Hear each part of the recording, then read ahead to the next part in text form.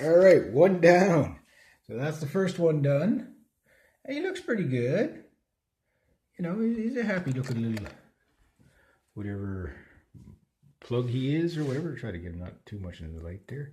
Try to get so you can actually see him, see the colors. So he looks good. I'm still going to try the hairdryer trick with him. I'm pretty much done all these. They're clean. The last thing I need to do is, you can see I got the vinegar here, and I'm just going to basically let that soak for a little bit, clean it off. I'm not going to let it soak for too long. My hooks are rusty, but not too bad. I do note to self, separate your furry guys from the metal guys, because if not, they're going to all be stuck together. I placed them in here, so I should be able to take out one at a time. But I got them in this bucket. They've been washed with dish soap, rinsed. Now they're just sitting there clean and dry, and they don't even smell close to how bad they were. Like, you can't smell the metal off them as much anymore. The fishing box doesn't smell too bad. So we'll see if hopefully it'll, that work will. It doesn't really take long to do this. It's a bit tedious, but it's not too bad. And then maybe what I might end up doing at some point is getting, I don't know, maybe some new stuff or whatever. The fishing boxes, maybe I can get some sort of product to really, sanitize this sucker so that you don't have the smell. But again, start with the fishing box, because if you leave the rust and everything in the fishing box, it's going to go onto the smell of the lures right away. Kind of defeats the purpose of what you're doing. But I got one done. I'm going to organize my fishing box a lot better, especially when it comes to these little tiny hooks here, which a lot of them I use for tying flies and stuff like that, but I got jigs, hooks. I think what I'm going to do is put them in. I don't really have little mini baggies around, but I might put some in baggies and just, cluster them together. So that way when the water gets in there, it's not, the hooks are still dry and, just the box gets wet. Big metal smelling object in here. It still smells like metal. It's not as bad as it was. So make sure you clean these big bulky things a lot quicker. And that's a must-have tool in there. Some things like these big scissors, I'm not going to bother putting back in there. I'll get rid of that. Some of the bobbers, yeah, I'll give them a bit. Basically, everything that's going to go back in there is going to get a cleaning, a dissenting, so to speak, before it goes back into the fishing box. Or again, what's the point of doing all that work if you're not? And when I'm done this fishing box, looks like I'm going to do my dad's fishing box. I have no idea what good his fishing box is going to have some nice stuff in it. So I can't wait to show you all the lures and crazy stuff I got in there. And we'll see how things work once the weather gets nicer and I can get out there. So there's no use reviewing any of these old plugs and flies and stuff like that. This one's a pretty cool one there. He's much more fluffier when he's all dry. But he dries quick, though. But when you got ones like this, make sure that you let them dry really well, and try to keep them apart, because that's what gets stuck together and they all get ripped up. Sometimes these things take like forever to dry, so I will leave those dry. Just let it wick, let the paper towel kind of wick the water out of it. I gotta clean my sputterbug. I gotta get this guy nice and clean. He's not shiny as I want. My two fanciest lures, I guess, is this guy here, which is the Big O, is that what it's called? And the sputterbug. So I'm going to vinegar this guy. God knows how old it is. I found this one. He was stuck in a tree. Yeah, it was hard to get to him too, but it was worth the trip. It's a bit big, but you do catch some pretty cool stuff with it. Some of these little guys, definitely going to get those cleaned up. When I get to the bait and tackle shop the next time, I think I'm going to start thinking I'm going to probably end up buying a lot of new stainless hooks. I got some stainless and coated nickel hooks and stainless and stuff like that. But I only have one size. But I should replace these. But these are okay. These are not steel. These are something else. Probably really dull stainless. Well, maybe they are steel. I can't really tell if there's rust on there or not. But it just saves you a lot of work down the road. Yeah, it's probably nickel plated or whatever, or a dull chrome. then it's easier to clean. Like, for example, this thing must have been really expensive new. I mean, that's aluminum. So that would be definitely, good components to it. But the nice thing is this thing could be as old as me, and the reason why it's still good is it is plastic, so it's probably not as old as I think it is. But the reason why it's still good is because, again, you got stainless there, you got aluminum there. That looks like stainless. Like nothing to really rust on it. And that will keep the smell out. The rust is so bad. My beautiful trolls, not too bad. They don't smell too bad. Get these suckers out in the sunlight and get them nice and shining.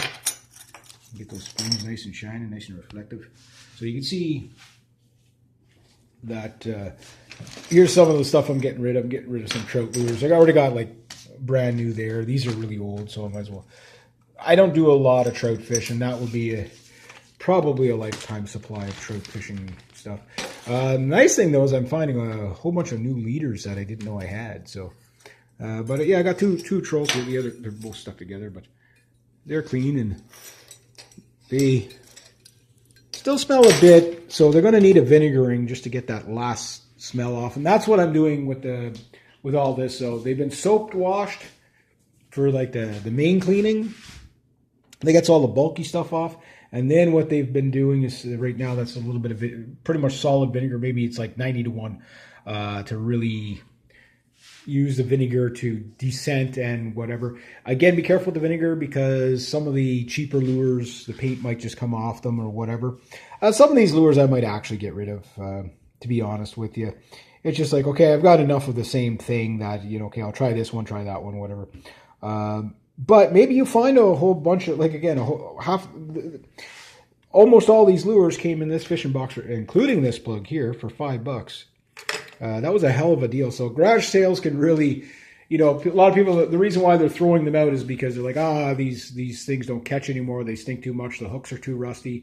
But you can refurbish this. Like, I mean, if you were to buy this new in a store, you're probably going to pay, $10, $8 to $20, depending on the brand or whatever.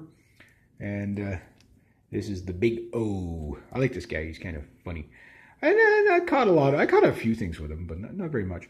But the thing is that, you give this guy a rehook and stuff like that. It's cheaper than buying a new one. So you can refurbish them and whatever. One thing about the vinegar is if the hooks are, say, coated with like a lacquer or something like that to seal them up, the vinegar probably is going to eat through that. And then the hooks will rust faster. So you might find halfway through the season all your hooks are rusty again. That's what it is. You use too much vinegar. But, I mean, it's kind of like, okay, well, it's like the last attempt to preserve these hooks or whatever. Which, again, maybe the jigs and the hooks and stuff like that, if they're all cleaned up and you did it once a season, that probably would be enough. It's just to keep the smell out of the fishing box. This fishing box has never been cleaned since I bought it. So if I keep doing this, I might see different results. I think that's the thing. I mean, it was to the point when you open the box, you could smell the tetanus. That rusty metal smell. Like you couldn't even smell like stinky fish smell. It was just rusty, rotten metal smell. So that definitely was not going to be good. So what I'm going to do from here on out, like I say, is just all the hooks, everything.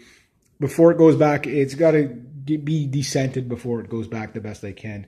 And in the spring, if I find that it's really, really bad, what I might do is just kind of do it all over again and maybe condense the fishing box so that there's not so cluttered. Like I really need 8 or 10 bobbers in there. Probably not. Three to 4 will probably do. Of different sizes, and if you lose one, it's not like you have to store everything in one fishing box, or you can do that, store it all in one fishing box, and then have a little to-go box or whatever. Like I say, a lot of times I'll just put a couple of hooks or whatever I need in a pill bottle, maybe a slightly larger pill bottle, about double the size. Makes an excellent little mini fishing box. It really does, and you're never knocking things over and. Like fishing for the day. It's different if you're going for like a weekend and you take everything. But some guys, they have to bring the whole table size, 8 fishing boxes and stuff. There's always that guy that has to show you everything he's got, right? Because I get the I get the allure to it, pardon the pun, or pun intended, that makes people, really get caught up in the, what they're going to do with all the fishing stuff. This one here that's in the package, I'll probably take it out of the package. This is like dollar store stuff. I think it's like $1 something, $1.50 maybe. I'll test it out. Maybe I'll leave it in the package for now, and I'll just test it out in the spring, or in the. So this one is supposed to be able to execute. Oh, those pumpkin seed. Those are the best eating fish in the world. And that looks like a trout. Looks like a, I don't know what the heck that one is. It looks like a salmon. Another pumpkin seed and a trout. Okay, yeah, so, yeah, just a picture. But this is probably going to catch like bass, bite, that type of thing, rock bass. Yeah, there we go. So, like I said, I can leave everything in here. Clean it up with the toothbrush. One final scrubbing. Rinse it. Let it dry, throw it in the fishing box. And that's it. That's it. Nice clean fishing box. Cleanest I've ever had a fishing box.